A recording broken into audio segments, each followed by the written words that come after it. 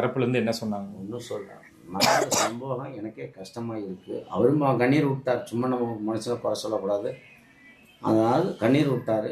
அழுக வேண்டாம், நடந்துருச்சு, ஒரு காவை கொடுத்த மாதிரி இருக்குது எனக்கு சூழ்நிலை, நீங்கள் அழுக வேண்டாம்னு சொன்ன. நானும் ஆறுதல் சொன்னேன். நான் வர்றேன், நேரில் வர்றேன், கொஞ்சம் வெயிட் பண்ணிக்கிட்டு இருக்கிறேன், ஒரு இதுக்காக வெயிட் பண்ணிக்கிட்டு இருக்கிறேன், வரேன்னு சொல்லியிருக்காரு. கட்டாயம் வருவார். நல்லா நம்ம கெட்டவங்கன்னு சொல்கிறதுக்கு இல்லை, நல்ல மனுஷன்தான். ஓகே.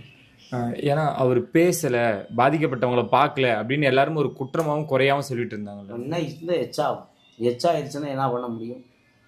எச்சா ஆகக்கூடாதுல்ல. இது அந்த இடத்துல நின்றுருக்காரு, அவரே கீழே இறங்கி ஐயோன்னு நிற்கிறாரு. அப்போ அந்த கும்பலில் இது நடந்த மட்டும் பிரச்சனை இல்லை.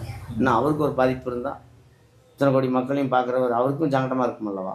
அது நம்ம அந்த குற்றமாக எடுத்துக்க முடியாது. அவர் போனதே நல்லது. ஏன்னா அங்கேருந்து இருந்தால் வேற மாதிரியே பிரச்சனை கூட போகும். எச்சாத்தானே ஆகும் அந்த இடத்துல. சப்போஸ் இவங்க ஒவ்வொன்றும் சொல்கிற மாதிரி ஒரு இது நடந்திருந்தா இந்த கேங்க அந்த கேங்க வந்து என்ன பழி எனக்கு எச்சாத்தானே போகணும். அவர் போனதே அவருக்கு நல்லது, அவருக்கு இதுக்கு நல்லது. பாப்பா 2 பேரோட விஷயங்கள் தெரியுதானே? அவருக்கு பேசும்பொழுதே அவர் சொன்னாருங்களா? ஐயோ, போடாலும் பார்த்துட்டு கண்ணீர் விட்டார். கண்ணீர் கடன்னு விடுறாரு. நான் செல்லத்துக்களை இழந்துக்கிட்டேன், இல்லை நான் என்னால் நான் ஈடு கொடுக்க முடியாது, நேரில் வர்றேன், பேச எனக்கு மனசு இல்லைன்ட்டார் ஒரே வாரத்தில். என்னால் முடியலை அப்படின்னு கண்ணீர் கடக்கன்னு விட்டார். எனக்கு அது வந்துருச்சு. அதுக்கு மேலே அவரையும் நம்ம புண்ணாக்கக்கூடாதுன்னு சரி நான் விட்டுட்டேன்.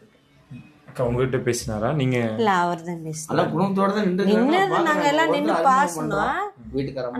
பேசினது அவர் தான் பேசினார். என் பிள்ளை எல்லாமே சொல்லிட்டு அப்புறம் லாஸ்ட்ல அவராக கண்ணீர் விட்டார்.